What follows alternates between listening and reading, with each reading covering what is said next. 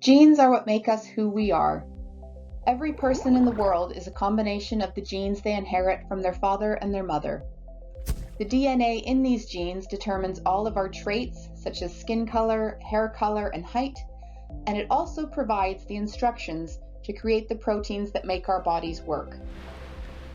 Each person also has mutations in their genes, unexpected changes that take place when the genes from their parents are combined. In most cases, these changes are harmless, but sometimes they can change everything. The HNRNPH2 gene is one of 25,000 genes in our body. It's involved in a process called RNA splicing, which takes the instructions from our DNA to create proteins.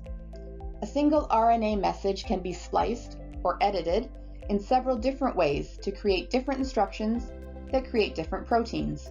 This process allows our bodies to create all of the different proteins that we need to help our bodies grow, work properly, and stay healthy. When the HNRNPH2 gene is mutated, this RNA splicing process is disrupted and not all of the correct proteins are produced.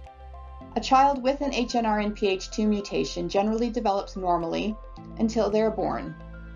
By the time they're 6 months old, development has become delayed, and these delays become more significant over time. Children with the condition are delayed in every part of their development, including motor function, communication, and cognitive ability. Without treatment, most of these children will require full-time care for their entire lives. However, there is hope.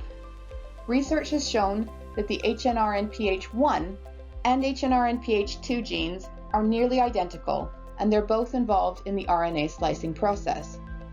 The main difference between them is that HNRNPH1 features very heavily in early fetal development and then decreases, while the function of HNRNPH2 remains steady throughout a person's life. This has led researchers to conclude that these genes are effectively redundant, meaning they perform the same basic function. They're working on a treatment option that would involve deactivating the mutated HNRNPH2 gene in the belief that the HNRNPH1 gene will take over its essential functions and restore effective RNA splicing. Any potential treatments will be tested in the lab to confirm that they're effective and safe before moving on to a clinical trial with human patients. We truly believe that this treatment could be life-changing for those affected with HNRNPH2 mutations and their families.